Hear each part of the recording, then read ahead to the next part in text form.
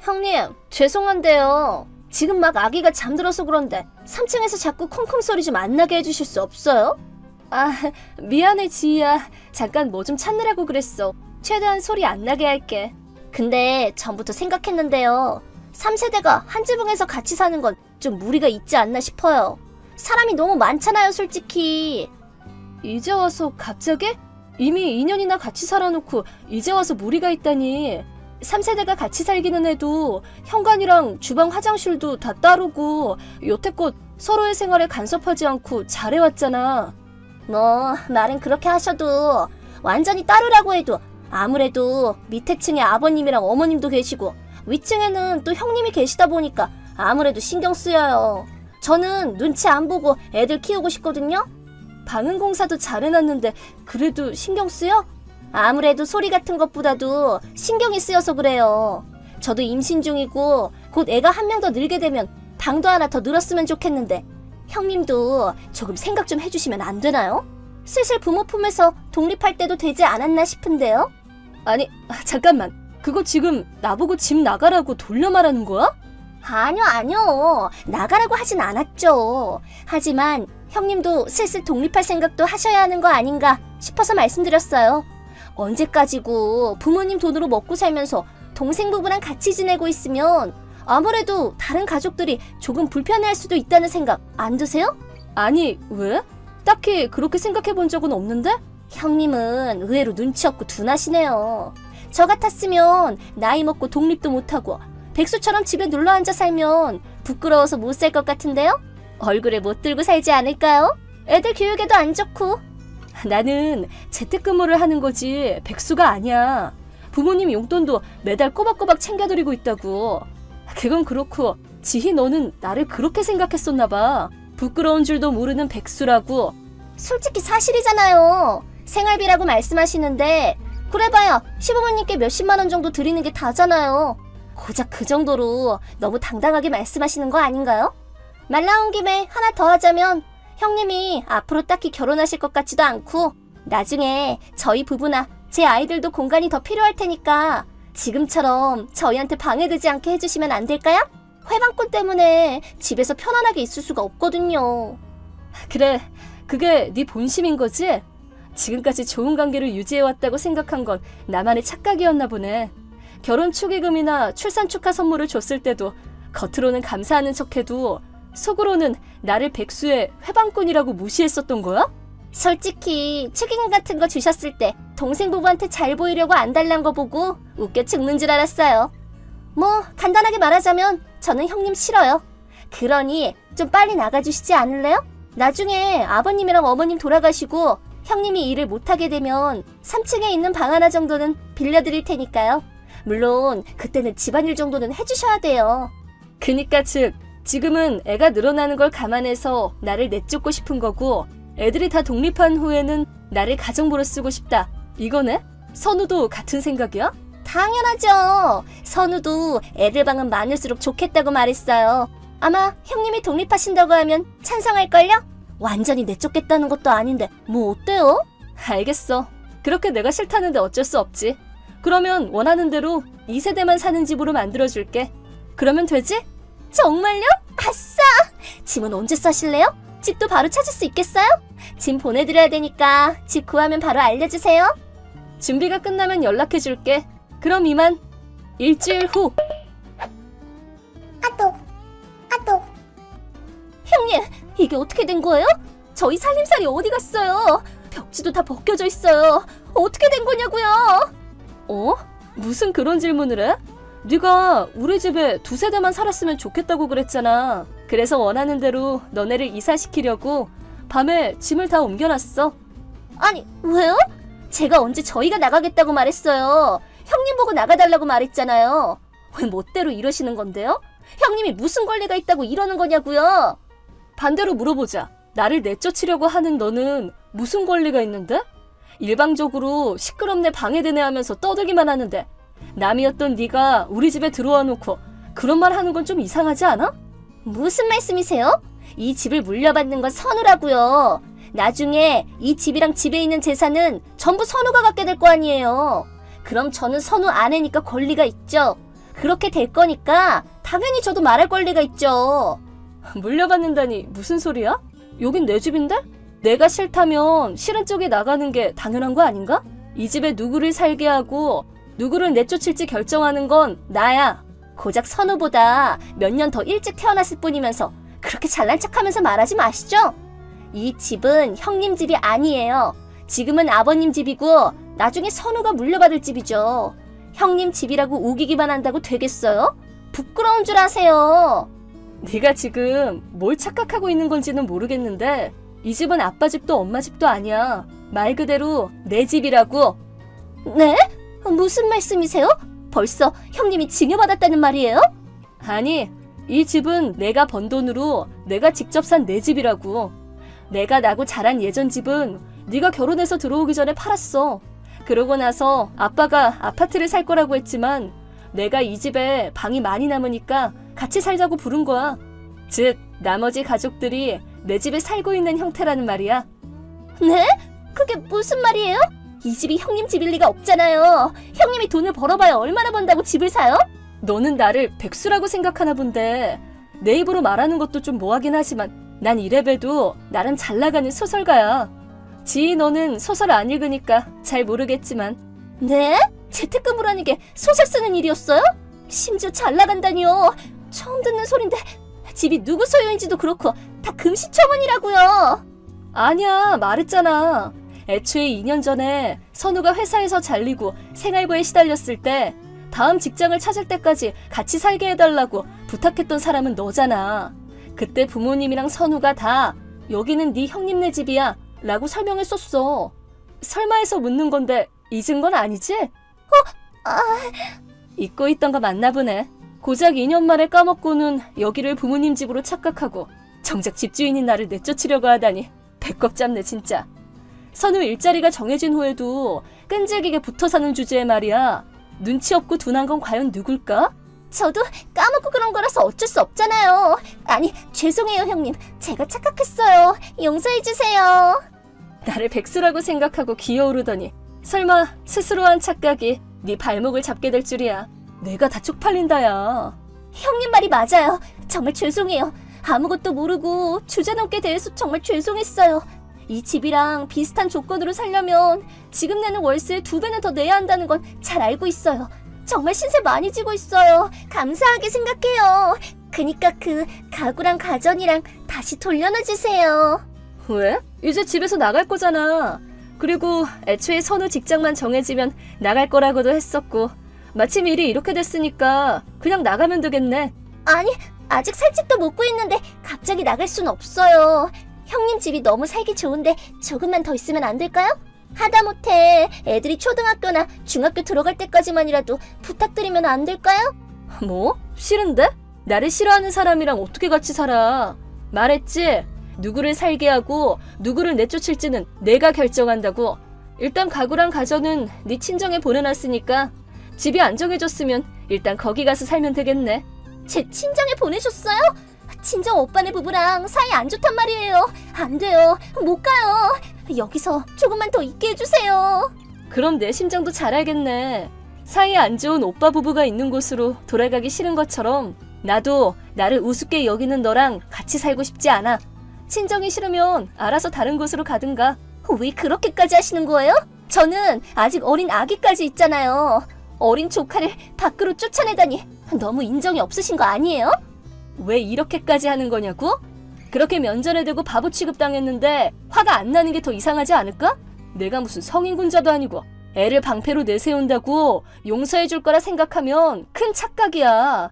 너도 나를 무조건 쫓아낼 생각만 했으면서 남의 태도 운운하지 말아줄래? 그래도 저는 그저 착각했을 뿐이잖아요. 그것도 아까 잘못했다고 사과했잖아요. 사과했으니까 용서 좀 해주세요. 뭐래? 네가 애야? 사과해도 용서받지 못하는 일도 있다는 거 몰라? 그니까 까먹어서 그랬다고요. 이제 변명은 됐어. 더는 시간 낭비야. 지금 당장 나가. 이미 결정된 사항이니까 앞으로는 서로 간섭하는 일 없이 살아갈 수 있도록 하자 우리. 난 이제 너희 관련된 일에 일절 엮일 생각 없으니까 너희도 나랑 엮일 생각하지 마. 형님. 나 이제 곧 미팅 가야 돼. 집 도어락 비번은 내일 당장 바꿀 거니까 헛수고할 생각도 하지 마. 그럼 이만. 그 후 지인은 텅 비어버린 2층에 눌러앉아 제 앞에서 무릎을 꿇고 요리를 해서 갖다 주는 등 제 마음을 돌리기 위한 노력을 했습니다. 하지만 집도 넓고 역도 마트도 가까운 데다가 이렇게 파격적인 월세로 살 수 있는 곳을 포기하고 싶지 않은 속내가 너무 잘 보였고 자꾸 따라다닌다고 일에 집중도 안 되어 확 짜증이 나서 동생 선우에게 당장 안 나가면 경찰 부른다 라고 전했습니다. 선우는 곧바로 사과하고 지희를 데리고 나갔습니다. 지금은 결국 지인의 친정에 잠깐 머물며 새 집을 찾고 있다고 합니다. 지희는 사이 안 좋은 친정 오빠네 부부와 매일 싸우며 지내고 있다고 들었습니다.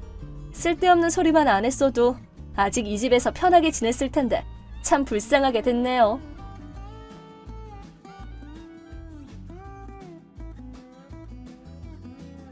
안녕하세요, 구독자 여러분. 구독과 좋아요는 채널 운영에 큰 힘이 됩니다. 안녕하세요. 저는 아이를 키우면서 아버지 사업을 돕느라 눈코 뜰 새 없이 바쁜 나날을 보내고 있는 30대 여성입니다. 최근 들어 제 상식으로는 도저히 이해하기 어려운 일들을 겪었는데 그 경험을 누군가와 공유하고 싶어 이렇게 사연을 보내게 되었습니다. 올케, 올해 명절 음식 어떻게 할 거야? 나한테 리스트 좀 보내봐. 명절 음식 리스트요? 아직 딱히 계획한 게 없어서요. 어머님도 아무 말씀 없으셨고요. 내가 결혼해서 나가 있는 동안 우리 집 기강이 이렇게 해이해졌나? 원래 명절 한 달 전부터 음식 리스트 짜서 준비해야 하는 거 몰라? 우리 엄마가 워낙 착한 성격이라 올케도 아무렇게나 살았겠지만 내가 이혼하고 우리 집으로 돌아온 이상 정신 바짝 차리는 게 좋을 거야. 나 만만한 사람 아니거든. 네. 일단 급하게 생각해본 메뉴는 이 정도예요. 아, 죄송해요. 음식 메뉴 보낸다는 걸 가족 사진을 잘못 보냈어요. 잠깐. 올케네 가족 사진에 있는 이거 뭐야? 붕어빵 기계 아냐? 저 어렸을 때 아버지가 붕어빵 장사하셨거든요. 그 앞에서 찍은 가족 사진이에요. 어제 오랜만에 친정에 갔다가 이 사진을 발견해서 반가운 맘에 찍어둔 건데 터치를 잘못해서 형님께 전송이 됐네요. 신경 쓰지 마세요. 저희 명절 음식 말인데요. 가만히 좀 있어봐. 지금 명절 음식 얘기할 때가 아니잖아. 올케 아버지가 식당 한다고 하지 않았어? 그런데 붕어빵 장사라니. 그걸 어떻게 식당 장사라고 포장을 하니? 아, 그게 지금까지도 붕어빵 장사를 하시고 계신 건 아니고요. 저 고등학교 다닐 때쯤 정리하시고 그 후로는 다양하게 도전하고 계세요. 아무리 그래도 그렇지. 너 근본이 붕어빵집 딸이잖아. 그걸 식당집 딸로 둔갑시키면 안 되지. 이거 완전 순 가난한 집 출신이었네. 우리 엄마랑 내 동생도 올케가 노점상 딸내미 출신인 거 알고 있어? 글쎄요. 한철 씨한테는 지나가는 말로 얘기한 것 같기도 한데 잘 기억이 안 나네요. 저 어렸을 때 하신 거라서요. 올케 아주 웃기네. 나한테 사진 잘못 보내지 않았다면 평생 숨기고 살려고 했던 거잖아. 아이고 어떡하나. 손가락 하나 잘못 놀려서 나한테 딱 걸렸네. 딱히 숨기려고 한 건 아니라서요. 형님이 아신다고 해도 상관없어요. 저희 부모님이 붕어빵 장사하신 게 뭐 부끄러운 일도 아니고요. 부끄러운 일 아니라고 티나게 변명하는 게 더 없어 보인다. 올케 겉보기에는 멀쩡해 보였는데 그렇게 가난하게 살았다니 내 맘이 참 짠하네. 저와 형님은 평소에 교류가 많은 편은 아니었습니다. 형님이 저희와 먼 지역에 사셨기에 1년에 한 번 정도 얼굴 보는 게 다였거든요. 그런데 형님이 얼마 전 이혼을 하고 아들과 함께 어머님 댁으로 들어오고 나서부터 문제가 생겼습니다. 뭐 때문에 제가 마음에 안 든 건지는 모르겠지만 형님은 사사건건 제 행동에 트집을 잡았고 저를 가난한 집 딸이라고 대놓고 무시했습니다. 여보, 형님 정말 너무하신 거 아냐? 우리 누나가 자기한테 잘못한 일 있어? 나 어렸을 때 우리 부모님이 붕어빵 장사하신 적이 있었거든. 그때 찍은 사진을 내 핸드폰에 담아놨는데 형님한테 실수로 그 사진을 보내버린 거야. 잘못 보냈다고 죄송하다고 말씀드렸는데 그 사진을 본 형님이 말끝마다 나보고 가난한 집 딸내미라고 무시하는 거 있지. 정말 미안. 내가 입이 10개라도 할 말이 없다. 우리 누나지만 내가 생각해도 정말 너무하네. 그전에는 교류가 많지 않아서 내가 형님에 대해서 잘 몰랐는데 이렇게 사람 무시하는 분이실 줄은 정말 몰랐어. 자기도 알겠지만 우리 누나가 20살 때 결혼하고 아이를 낳았잖아. 사회생활을 한 번도 안 해보고 매형이 가져다주는 돈만 써서 그런지 현실 감각이 부족한 편이야. 매형 사업이 잠깐 어려워져서 힘든 시기에도 나한테 돈 빌려가서 명품을 사더라니깐. 아무리 돈이 없어도 한정판은 꼭 사야 한다면서. 다시 형편 좋아지고 나서 그 돈은 갚은 거야? 달라는 말도 안 했지만 주지도 않더라고. 그래서 그냥 잊어버리고 산지 10년째야. 내가 하고 싶은 말은 그 정도로 현실 감각 없이 살아온 누나인데 이혼 후에 경제적으로 힘드니까 더욱 제정신이 아닐 거라는 거지. 게다가 성격 차이로 이혼한 것도 아니고 매형이 바람나서 누나가 쫓겨난 거나 마찬가지잖아. 마음이 힘든 건 나도 이해를 하지. 그래서 명절 음식이나 집안 기간 같은 걸로 잔소리 하실 때는 그냥 한 귀로 듣고 한 귀로 흘렸어. 그런데 나랑 우리 부모님까지 무시하는 듯한 발언은 정말 견디기가 힘들어. 본인도 지금 경제적으로 힘들면서 왜 자꾸 나를 가난하다고 무시하는 건지 알 수가 없어. 누나가 지금 돈이 많이 없으니까 돈에 대해 더 집착하는 것 같아. 그러니까 마음 넓은 자기가 좀 참아요. 응? 일단은 참아보겠는데 언제까지 참을 수 있을지는 모르겠어. 아무래도 형님이랑 거리를 좀 둬야겠어. 형님의 전 남편은 꽤 부유한 사업가였습니다. 그런데 젊은 여자랑 바람이 나서 형님이 최소한의 위자료만 받고 그 집에서 나와야 했던 것입니다. 형님은 평생 사모님 소리만 듣고 살다가 갑자기 돈에 쪼들리면서 살다 보니 가난 혐오가 더욱 심해진 것 같아 보였습니다. 나 오늘 올케 보고 눈물 참느라 혼났어. 저를 보셨다고요? 그런데 눈물이라뇨. 무슨 말씀이신지 이해가 안 돼요. 올케 오늘 땡땡동에서 중고거래했지? 내가 친구 만나러 갔다가 다 봤어. 세상에 이 추운 날에 남이 쓰던 아기 유모차 사겠다고 발동동거리면서 길바닥에서 서 있는 모습 보니까 내가 눈물이 안 나겠냐고. 아이들은 워낙 금방 크니까 새거 사기가 부담스럽더라고요. 마침 그 동네에 깨끗하고 저렴한 중고 물건이 나왔길래 잠시 다녀왔던 거예요. 차 끌고 간 거라 그렇게 춥지는 않았어요. 내 앞에서 괜찮은 척 강한 척 안 해도 돼. 다른 사람은 몰라도 나는 올케가 어떤 사람인지 다 알고 있잖아. 어렸을 때부터 워낙 가난하게 자라서 지금도 그 가난한 버릇 못 고치고 사는 거 정말 짠하다. 중고거래랑 그게 무슨 상관이에요? 요즘에 아기용품은 중고거래로 워낙 많이들 사고 팔아요. 그럼 이번이 처음이 아니라는 소리야? 네, 필요 없는 물건이라고 해서 다 버리면 돈도 아깝고 환경오염도 되고요. 그래서 저는 중고거래 자주 이용하거든요. 이래서 모태 가난은 티가 난다니까. 올케 지금 아무리 번듯하게 살아보려고 노력해도 이렇게 곳곳에서 가난한 티가 나는 걸 보면 참 짠해. 내가 우리 아들 기 안 죽이려고 미친 듯이 돈 쏟아붓는 이유가 뭐겠어? 글쎄요, 잘 모르겠는데요. 어렸을 때부터 가난이라는 것 자체를 모르게 키워야 하는 거거든. 어려서 가난하게 살면 커서 아무리 노력해도 그 가난한 티를 못 벗어 올케처럼. 올케 말야, 본인 인생은 망했다고 쳐도 아기 생각하면 그 버릇 고치는 게 좋아. 올케 그러고 사는 걸 보면 애가 뭘 보고 배우겠어. 형님, 말씀이 너무 심하시네요. 저에 대해서 뭘 안다고 그렇게 말씀하세요? 형님이 아는 게 전부가 아니라고요. 가난한 애들은 충고 들으면 꼭 이렇게 발끈하더라. 자기 인생에 도움이 되는 얘기를 받아들일 자세가 안 되어 있어. 에휴, 올케 아이만 불쌍하지, 쯧쯧. 형님은 본인 인생도 제대로 살지 못하는 주제에 도대체 왜 알뜰하고 성실하게 사는 저에게 비난을 쏟아붓는 것일까요? 제가 별다른 대꾸를 하지 않자 형님의 행동은 점점 상식 수준을 벗어나기 시작했습니다. 올케, 내가 올케 위해서 알바 자리 하나 마련해놨어. 우리 옆집 사는 동생이 애들 등하원 도우미 구한다고 하거든. 그래서 내가 우리 올케가 딱이라고 그랬지. 저는 형님한테 알바 필요하다고 한 적 없는데요. 에이, 왜 그래. 말 안 해도 척하면 척이지. 아기 유모차도 중고로 살 정도로 가난하게 사는 걸 내가 봤는데 어떻게 그냥 지나치겠어. 옆집 애들 어린이집 등하원만 도와주면 돼. 저 바빠요. 내가 이미 우리 올케가 그 일 할 거라고 다 말해뒀는데 올케가 거절하면 내 체면이 뭐가 돼? 내가 우리 올케는 가난이 몸에 배어서 일당 10,000원이면 그 일 할 거라고 했단 말야. 올케도 집에서 노느니 일이라도 하면 좋잖아. 애들 등하원이 어려운 것도 아니고. 형님, 제정신이세요? 왕복 1시간 거리에 있는 그 집에 가서 애들 등하원 시켜주는데 일당 10,000원이라고요? 저를 무슨 노예로 생각하시는 거예요? 노예도 그딴 알바는 안 해요.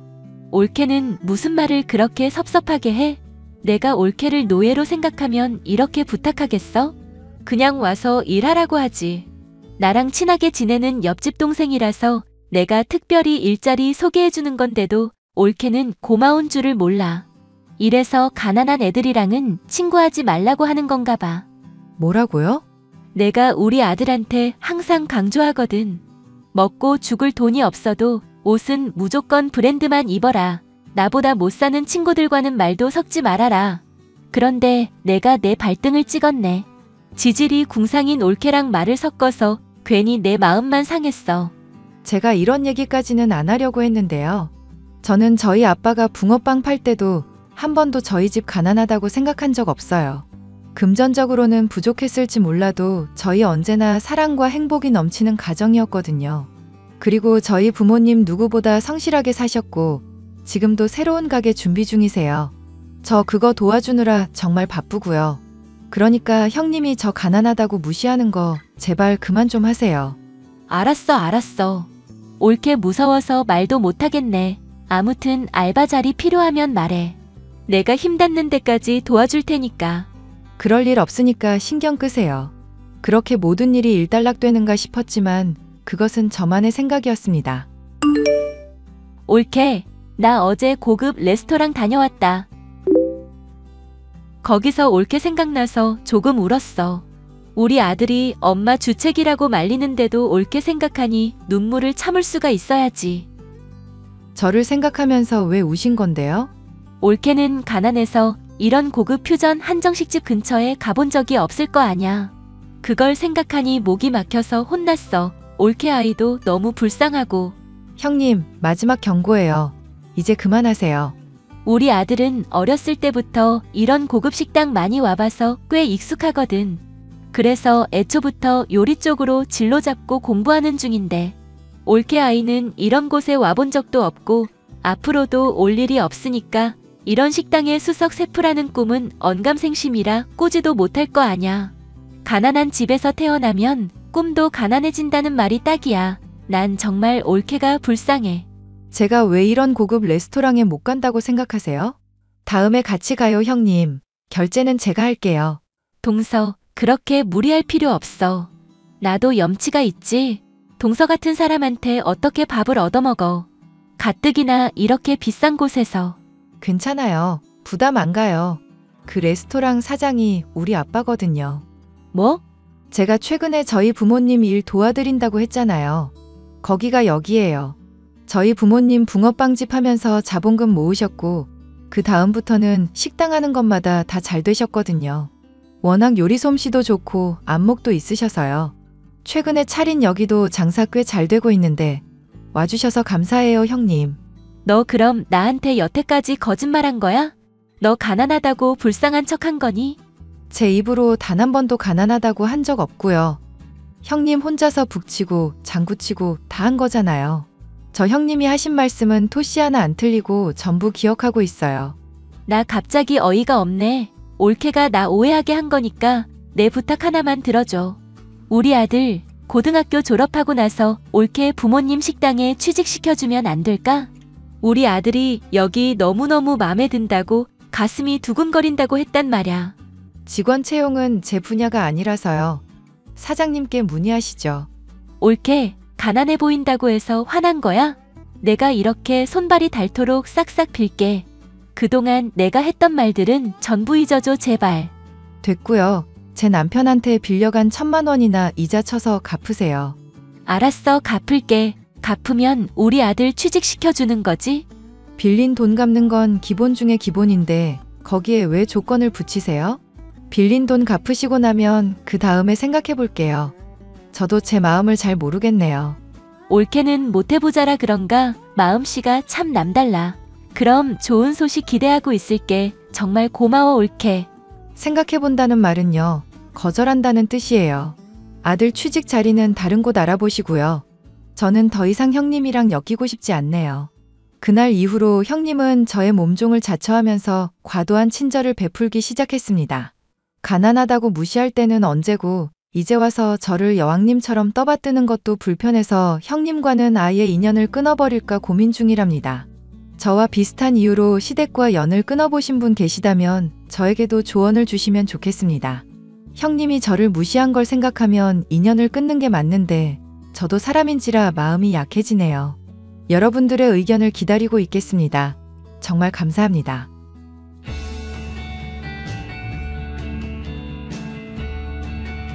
안녕하세요, 구독자 여러분. 구독과 좋아요는 채널 운영에 큰 힘이 됩니다. 안녕하세요. 저는 서울에서 작은 공방과 함께 카페를 운영하는 45살 여성입니다. 작은 공방은 손뜨개질, 자수 등 손으로 무언가를 만드는 취미를 살려 작게 운영 중에 있어요. 쌍둥이 남매들이 대학 새내기들이라 제가 집에 혼자 있는 시간이 많은데 그럴 때마다 늘 사연을 챙겨 듣고 있습니다.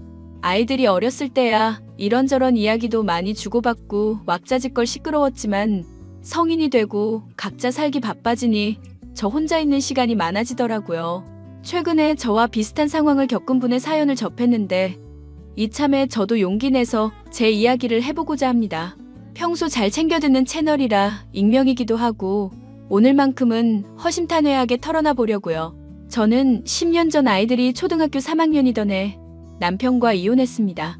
그것도 아주 더럽게요.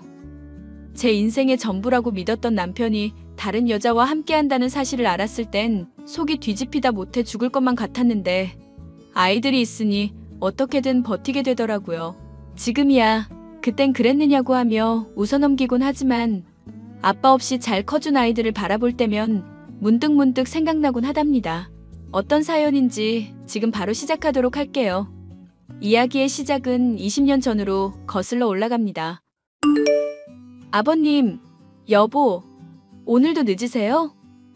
저녁 준비 다 됐는데 아직 안 오셔서요. 나는 1시간 정도 더 있어야 할 것 같은데? 아직 일 마무리가 덜 됐어. 마무리하고 퇴근해도 시간 좀 걸리겠어. 아가, 사거리에서 붕어빵 좀 사느라 늦었다. 금방 들어가마. 곧 식사 시간인데 붕어빵은 왜요? 아가씨들이랑 도련님 또 밥 안 먹는다니까요. 내가 마음이 편치 않구나. 오랜만에 붕어빵 보니 먹이고 싶어서 샀지. 저녁 먹고 먹이는 거로 하마. 숨겨두든지 하하. 에이, 다들 개코인데 그게 숨겨지겠어요? 우리 며느리가 붕어빵 좋아한다고 해서 겸사겸사 샀지. 여기 붕어빵은 슈크림도 있고 안에 초콜릿도 넣어주는구나. 그래서 골고루 샀어. 그나저나 오늘 문득 세아가 네 생각이 나더구나. 지금 배가 아프거나 그러진 않고? 맞아. 당신 지난번에 병원 다녀왔다며. 무슨 문제 있는 거 아니지? 내가 회사 일이 바빠서 신경을 못 썼네. 그때 아기 집도 안 보일 때잖아. 안 그래도 두 분한테 말씀드릴 거 있었어요. 무슨 문제라도 있는 거냐? 병원에서 뭐라든? 아주 건강하게 잘 크고 있대요. 지난번에 너무 초기여서 아무것도 안 보였잖아요. 근데 말이죠. 아이가 한 명이 아니라 둘이라네요. 오, 그래? 그렇다네. 엄청 뚜렷하게 보이더라고. 그래서 오늘 저녁 시간에 말하려고 했지.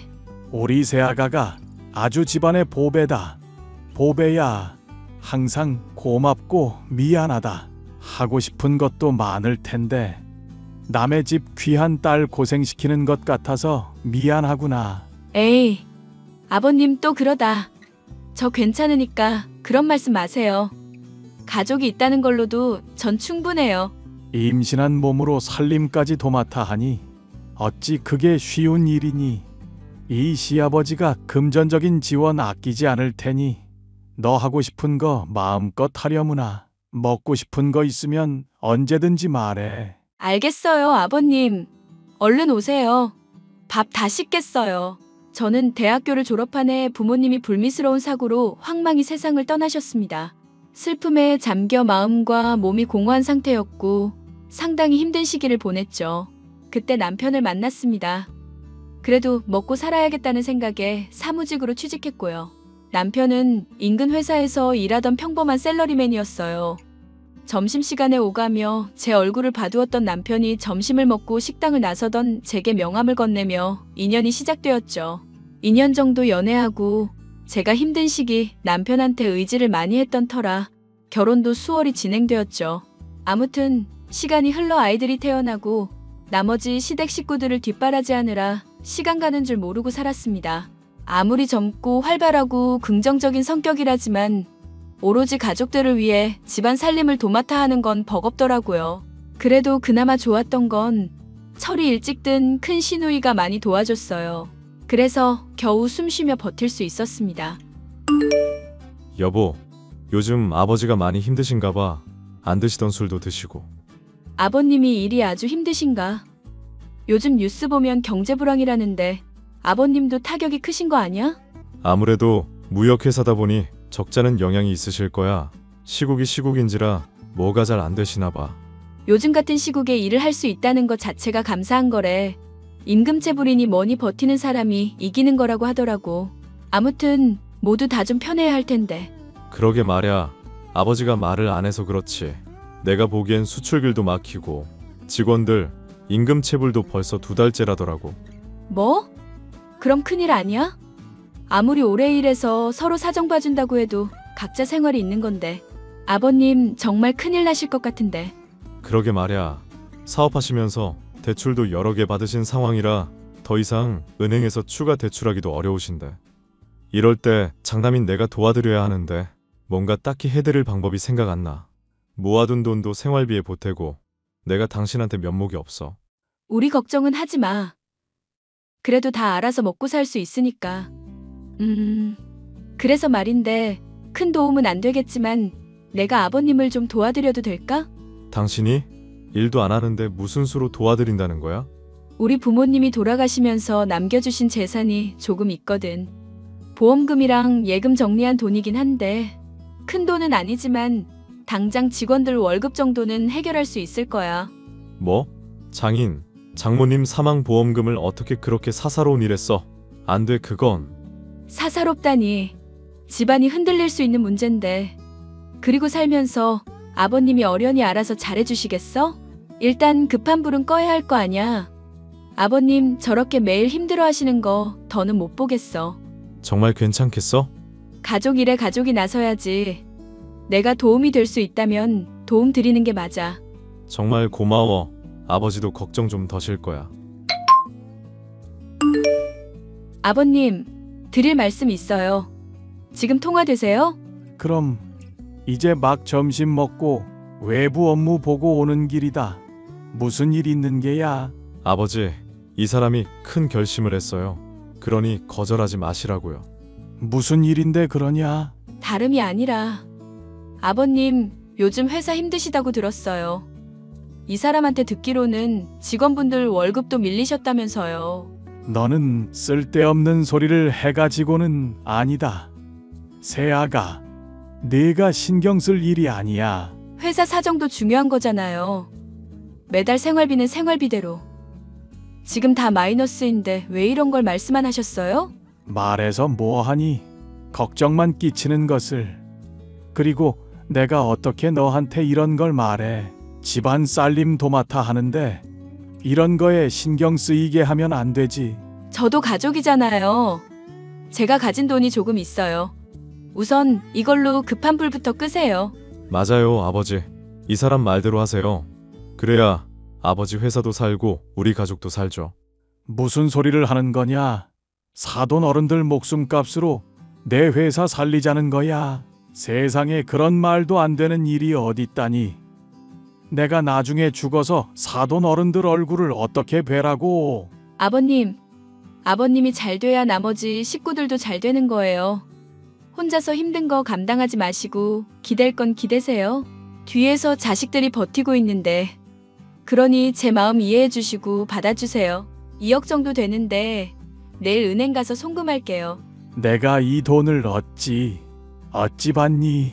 세아가, 내가 정말 면목이 없다. 그런 말씀 마세요. 앞으로 우리 서준이랑 서진이 잘 돌봐주시면 되죠. 정말 고맙다. 고마워. 그렇게 제가 가진 돈으로 시아버지에게 도움을 드리게 되었습니다. 하지만 잘 풀리길 바랐던 저희의 바람과는 달리 IMF 사태가 터지고 말았고 회사 사정은 급격히 안 좋아지기 시작했죠. 결국 직원들 임금 체불에 설상가상으로 대출금 상환을 하지 못하게 되자 모든 재산이 경매에 넘어가게 되었죠. 그나마 제 수중에 있던 돈으로 어렵사리 달동네 셋방으로 이사를 하게 되었습니다. 아이들이 5살이 된 무렵이었어요. 저는 이대로는 안 되겠다 싶었고 아이들을 어린이집에 맡기고 공장에서 3교대 근무로 일을 하기 시작했습니다. 생각보다 많지 않은 금액이었지만 부지런히 벌면 생활비는 감당할 수 있을 것 같았죠. 다행히 시동생들은 좋지 않은 상황에 정신을 차렸는지 집안일을 조금씩 도와주며 현실을 직시하기 시작했고요.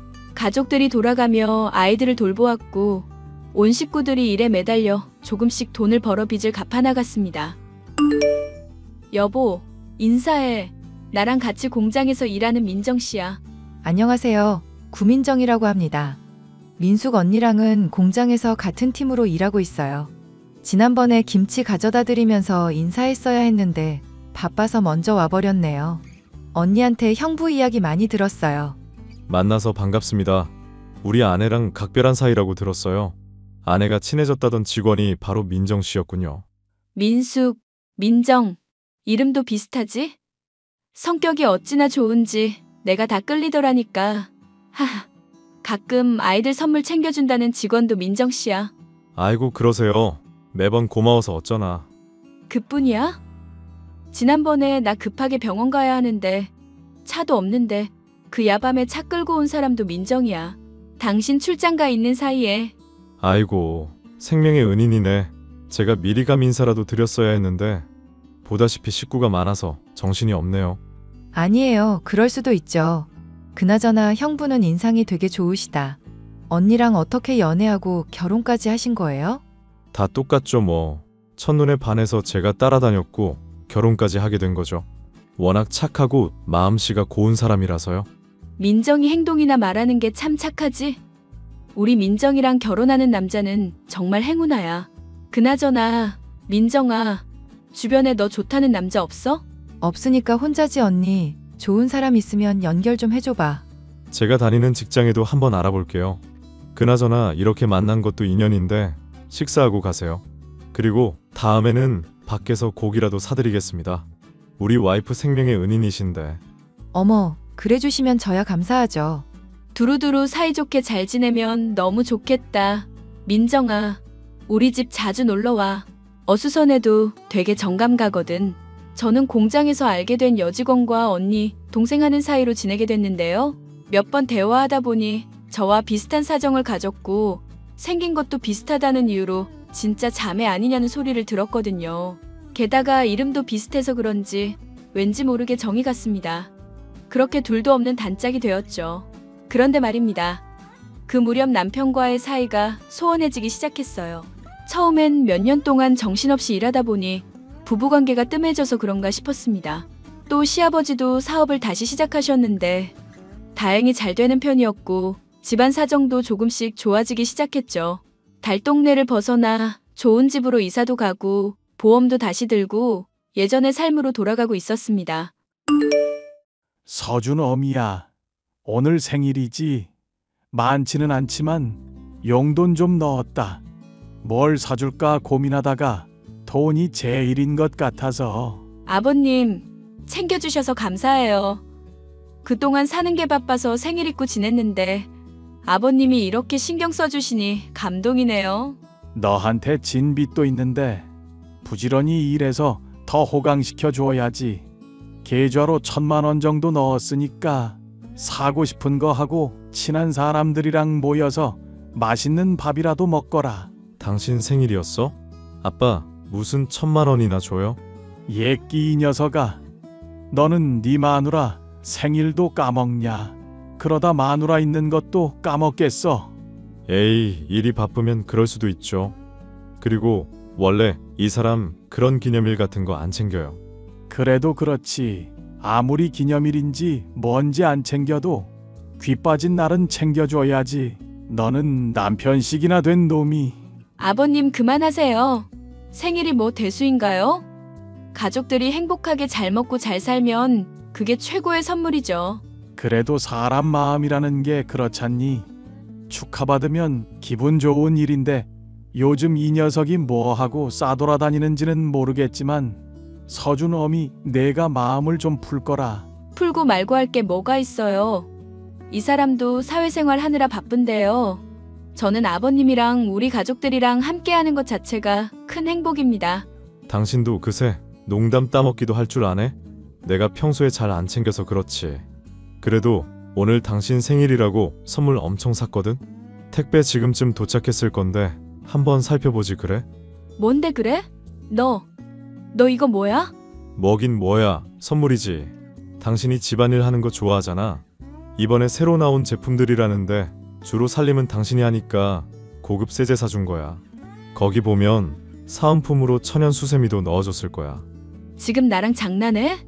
뭐 평생 집안일만 하면서 살아라 이런 의미야? 사람 진심을 왜 무시해? 그것도 고르느라 내가 얼마나 진땀을 뺐는데.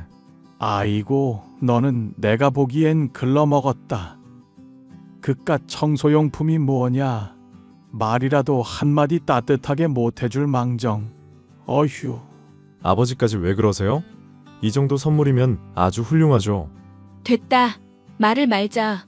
큰 시누이가 취직했고 다른 시동생들도 대학에 진학하면서 목돈이 들긴 했지만 예전에 비하면 여유로워졌어요. 그런데 남편은 시간이 흐를수록 저라는 존재에 대해 애정이 식었는지 살짝 무시하는 듯 보였어요. 생일 선물이랍시고 받았는데 집안 살림 잘하라는 의미로 청소 세트를 주질 않나.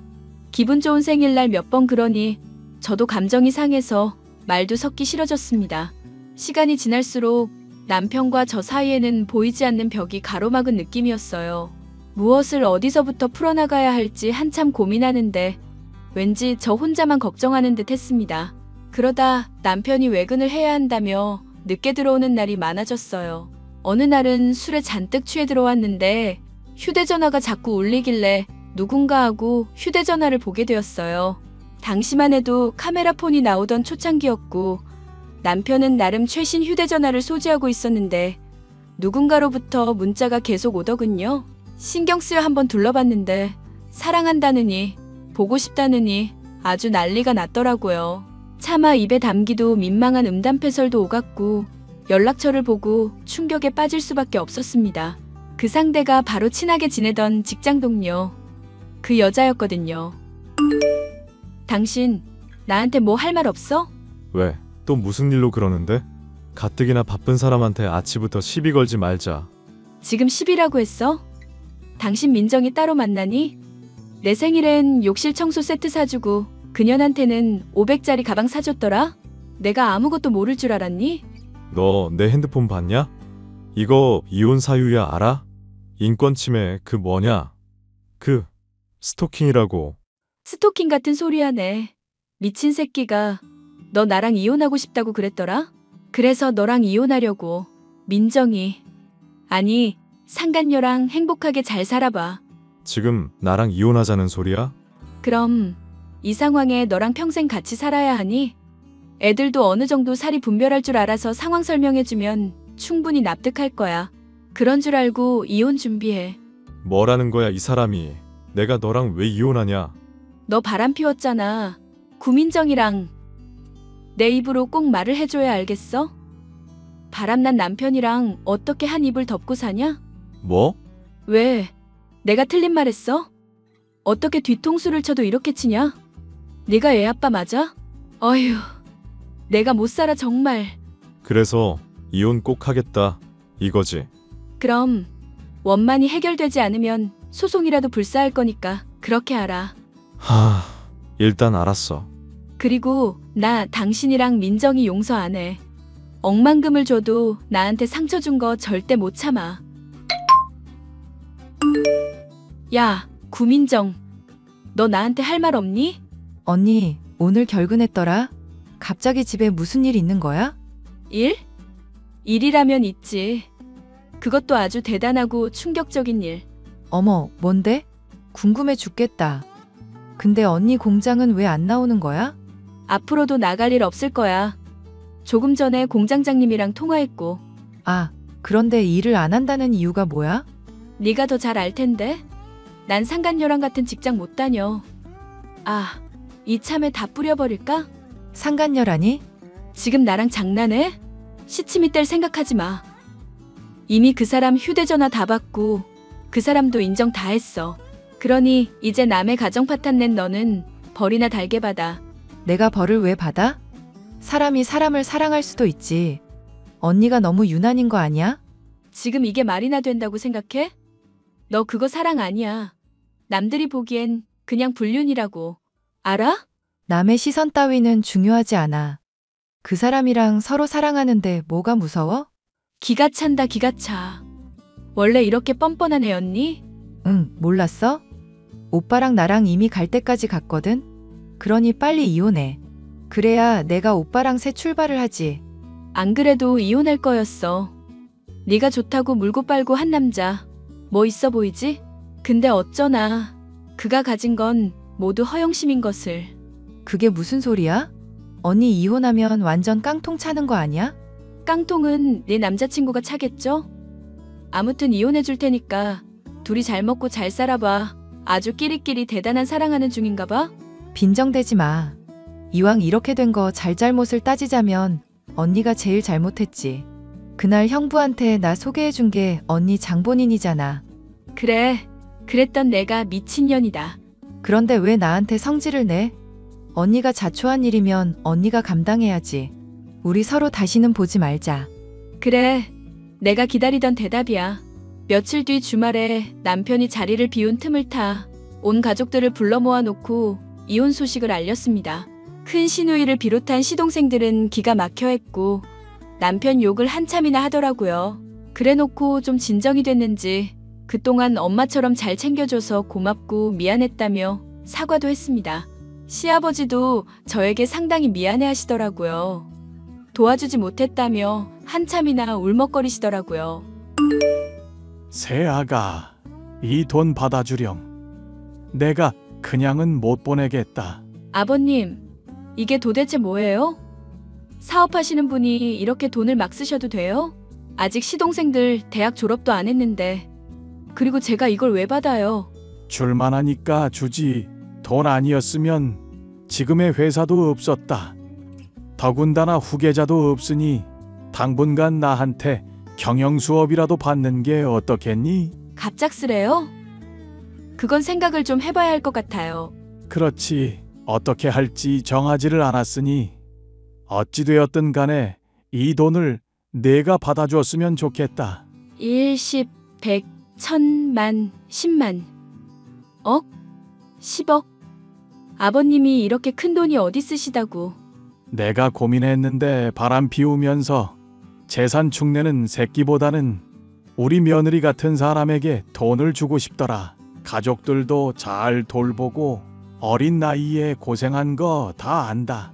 지금까지 고생만 했는데 이제라도 이거 받아서 편하게 살려무나. 그래야 나도 나중에 돌아가신 사돈 어른들 뵙지. 이 돈 받을 수 없어요. 아버님 사업자금에 보태 쓰시던가 도련님 아가씨들 학비에 보태세요. 아무리 생각해도 이건 아닌 것 같아요. 너 어차피 이혼하면 재산 분할도 해야 하잖니. 난 도저히 괘씸해서 그 자식한테 못 물려준다. 내가 사업 나아지면서 조금씩 모아둔 돈인데 그냥 너한테 주려고. 다른 아이들은 차차 또 모아서 주면 된다. 아버님 정말 끝까지 너무하세요. 이러면 제가 마음이 약해지잖아요. 지금껏 치열하게 살아온 거 누구보다 내가 더 잘 안다. 그러니 유산 상속받는다 생각하고 받아줘. 아이들 키우다 보면 들어가는 돈도 한두 푼이 아닌데 이렇게라도 내가 도와줘야 하지 않겠니? 우리 손주들 양육비라 생각하렴. 아버님 정말 감사합니다. 이런 모습 보여드려서 죄송해요. 아니다. 이렇게라도 할 수 있음에 감사하지. 돌아가신 사돈 어른들 뵐 면목도 생기고 너는 내 며느리지만 딸이나 다름없어. 그동안 고생 많았고 앞으로는 하고 싶은 거 하면서 살 거라. 알겠지? 저는 시아버지에게 10억 정도 재산을 물려받았고 이혼 소송에서 승소했어요. 남편이 원만한 합의는 해주지 않을 거라 예상했었고 곧바로 변호사 선임해서 소송 걸었습니다. 가족들이 나서서 증언도 해주고 증거도 워낙 빼도 박도 못하였던지라 저에게 유리하게 흘러가 수월하게 승소할 수 있었죠. 남편은 제가 시아버지에게 받은 재산 분할해야겠다며 소송을 건다고 난리였습니다. 하지만 화가 머리끝까지 난 시아버지가 남편을 손에 잡히는 대로 마구 때리시더라고요. 시동생들도 말리기는커녕 저한테 그러는 거 아니라고, 맞아도 싸다며 정신 좀 차리라고 소리 질렀고요. 남편은 홧김에 집 나갔다가 상간녀한테 버림받고 오도 가도 못하는 신세가 되었죠. 시댁에 다시 찾아갔지만 정신 차리기 전엔 집에 들어오지도 말라며 완전 낙동강 오리알이 돼버린 겁니다. 그 뒤로는 별다른 소식을 듣진 못했어요. 양심이 있는지 정말 쥐 죽은 듯이 살더라고요. 종종 큰 시누이와 아버님이 아이들 보고 싶다며 연락해 오시는 거 말고는 시댁 식구들과 연락도 하지 않습니다. 저는 이혼하고 1년 정도 후에 지금의 동네로 이사를 왔고 가게를 차렸어요.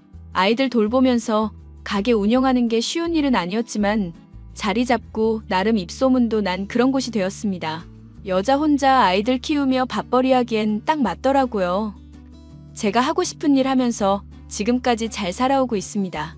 솔직히 아이들이 커가면서 왜 우리는 다른 집과 다르냐고 묻길래 난감한 적이 한두 번이 아니었지만 다행히도 제 마음과 말을 이해해주고 엇나가지 않고 올바르게 자라주었습니다.